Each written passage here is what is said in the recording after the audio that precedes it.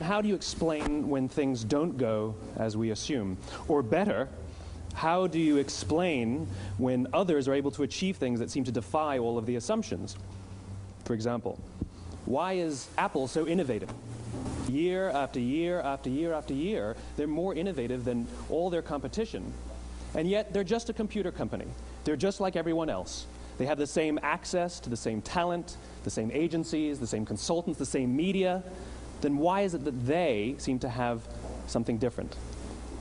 Why is it that Martin Luther King led the civil rights movement? He wasn't the only man who suffered in a pre-civil rights America, and he certainly wasn't the only great orator of the day. Why him? And why is it that the Wright brothers were able to figure out controlled powered manned flight when there were certainly other teams who were better qualified, better funded, and they didn't achieve powered manned flight, and the Wright brothers beat them to it? There's something else at play here. About 3.5 years ago, I made a discovery, and this discovery profoundly changed my view on how I thought the world worked, and it even profoundly changed the way in which I operate in it.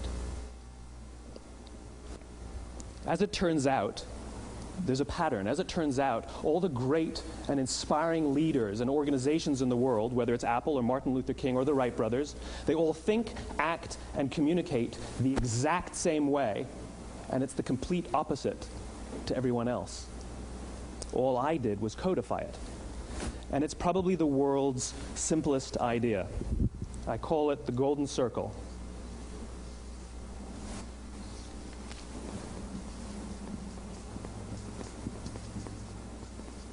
Why, how, what? This little idea explains why some organizations and some leaders are able to inspire where others aren't. Let me define the terms really quickly. Every single person, every single organization on the planet knows what they do, 100%. Some know how they do it, whether you call it your differentiating value proposition or your proprietary process or your USP. But very, very few people or organizations know why they do what they do. And by why, I don't mean to make a profit. That's a result. It's always a result. By why, I mean what's your purpose? What's your cause? What's your belief? Why does your organization exist? Why do you get out of bed in the morning? And why should anyone care? Well, as a result, the way we think, the way we act, the way we communicate is from the outside in. It's obvious. We go from the clearest thing to the fuzziest thing. But the inspired leaders and the inspired organizations, regardless of their size, regardless of their industry, all think, act, and communicate from the inside out. Let me give you an example. I use Apple because they're easy to understand and everybody gets it. If Apple were like everyone else, a marketing message from them might sound like this. We make great computers. They're beautifully designed, simple to use, and user-friendly. Want to buy one? Meh. And that's how most of us communicate. That's how most marketing is done, that's how most sales is done, and that's how most of us communicate interpersonally. We say what we do, we say how we're different or how we're better, and we expect some sort of behavior, a purchase, a vote, something like that. Here's our new law firm. We have the best lawyers with the biggest clients. We have, we always perform for our clients, do business with us. Here's our new car. It gets great gas mileage. It has, leather seats. Buy our car. But it's uninspiring. Here's how Apple actually communicates. Everything we do, we believe in challenging the status quo. We believe in thinking differently. The way we challenge the status quo is by making our products beautifully designed, simple to use, and user-friendly. We just happen to make great computers. Want to buy one? Totally different, right? You ready to buy a computer from me? All I did was reverse the order of the information. What it proves to us is that people don't buy what you do, people buy why you do it. People don't buy what you do, they buy why you do it. This explains why every single person in this room is perfectly comfortable buying a computer from Apple.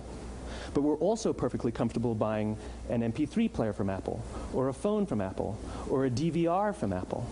But as I said before, Apple's just a computer company. There's nothing that distinguishes them structurally from any of their competitors. Their competitors are all equally qualified to make all of these products. In fact, they tried. A few years ago, Gateway came out with flat-screen TVs. They're eminently qualified to make flat-screen TVs. They've been making flat-screen monitors for years. Nobody bought one.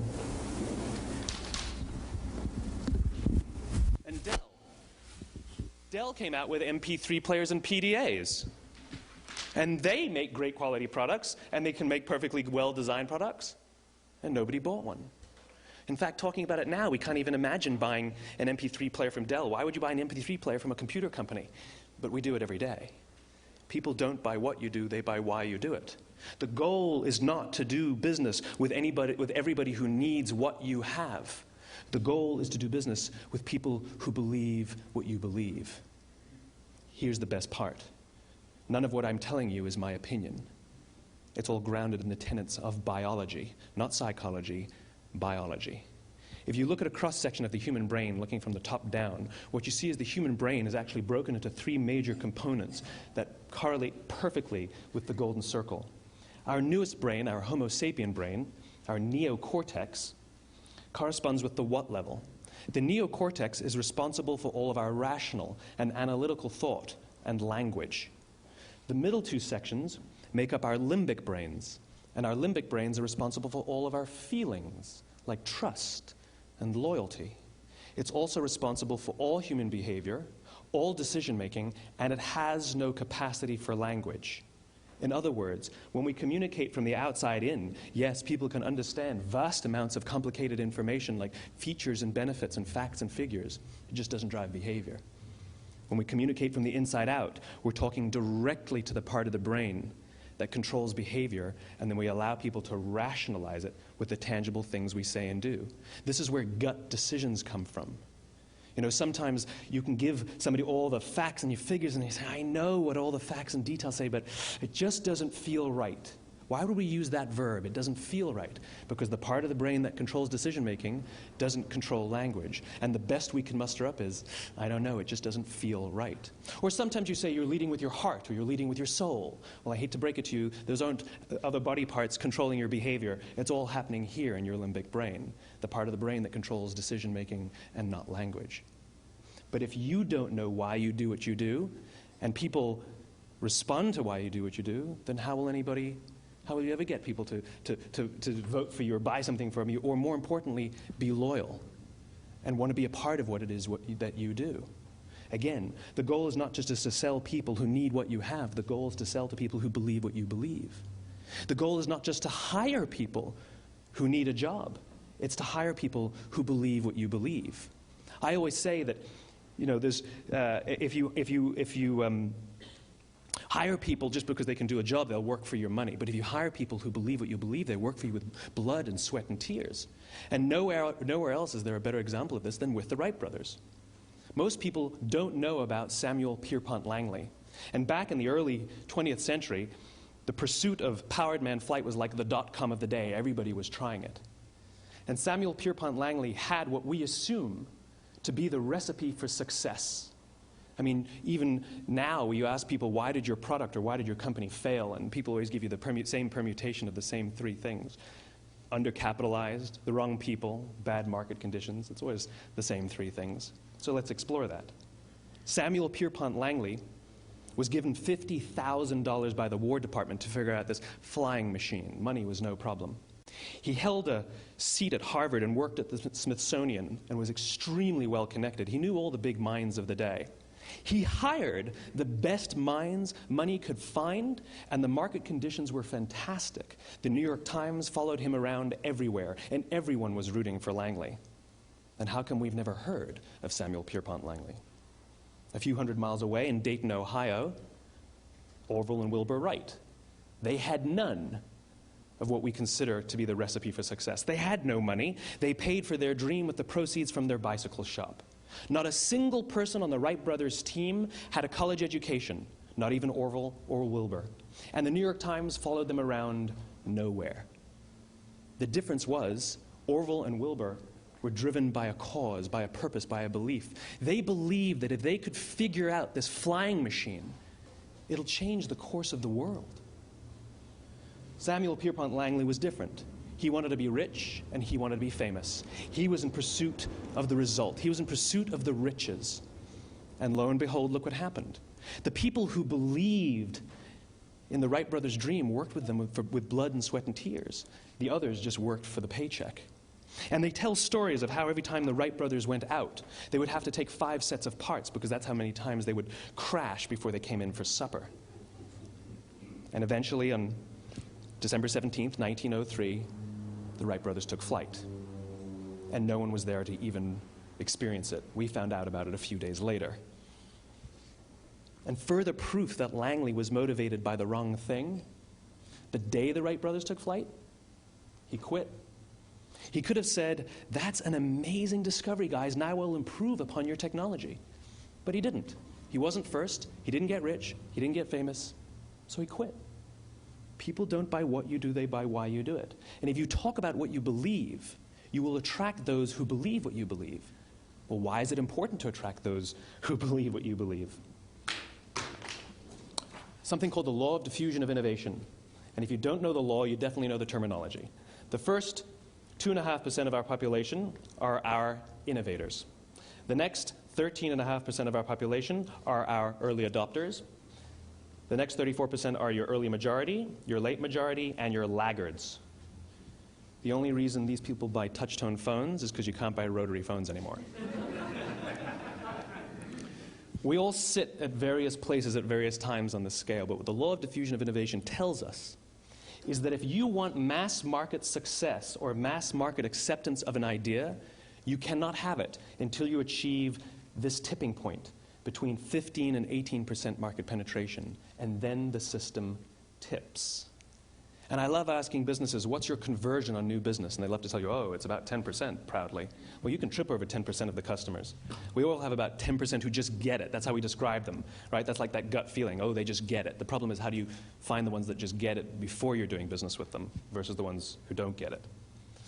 So it's this here, this little gap, that you have to close, as Geoffrey Moore calls it, crossing the chasm. Because you see, the early majority will not try something until someone else has tried it first. And these guys, the innovators and the early adopters, they're comfortable making those gut decisions. They're more comfortable making those intuitive decisions that are driven by what they believe about the world and not just what product is available. These are the people who stood online for 6 hours to buy an iPhone when they first came out, when you could have just walked into the store the next week and bought one off the shelf. These are the people who spent $40,000 on flat-screen TVs when they first came out, even though the technology was substandard. And by the way, they didn't do it because the technology was so great. They did it for themselves. It's because they wanted to be first. People don't buy what you do, they buy why you do it. And what you do simply proves what you believe. In fact, people will do the things that prove what they believe. The reason that person bought the iPhone in the first 6 hours, or stood in line for 6 hours, was because of what they believed about the world and how they wanted everybody to see them. They were first. People don't buy what you do, they buy why you do it. So let me give you a famous example, a famous failure and a famous success of the law of diffusion of innovation. First, the famous failure. It's a commercial example. As we said before a second ago, the recipe for success is money and the right people and the right marketing conditions, right? You should have success then. Look at TiVo. From the time TiVo came out about 8 or 9 years ago to this current day, they are the single highest quality product on the market. Hands down, there is no dispute. They were extremely well funded. Market conditions were fantastic. I mean, we use TiVo as a verb. I TiVo stuff on my piece of junk Time Warner DVR all the time. But TiVo is a commercial failure. They've never made money. And when they went IPO, their stock was at about $30 or $40 and then plummeted, and it's never traded above 10. In fact, I don't think it's even traded above 6, except for a couple of little spikes. Because you see, when TiVo launched their product, they told us all what they had. They said, we have a product that pauses live TV, skips commercials, rewinds live TV, and memorizes your viewing habits without you even asking. And the cynical majority said, we don't believe you, we don't need it, we don't like it, you're scaring us. What if they had said, if you're the kind of person who likes to have total control over every aspect of your life, boy, do we have a product for you. It pauses live TV, skips commercials, memorizes your viewing habits, etc., etc. People don't buy what you do, they buy why you do it, and what you do simply serves as the proof of what you believe. Now let me give you a successful example of the law of diffusion of innovation. In the summer of 1963, 250,000 people showed up on the Mall in Washington to hear Dr. King speak. They sent out no invitations, and there was no website to check the date. How do you do that? Well, Dr. King wasn't the only man in America who was a great orator. He wasn't the only man in America who suffered in a pre-civil rights America. In fact, some of his ideas were bad. But he had a gift. He didn't go around telling people what needed to change in America. He went around and told people what he believed. I believe, I believe, I believe, he told people. And people who believed what he believed took his cause and they made it their own, and they told people. And some of those people created structures to get the word out to even more people.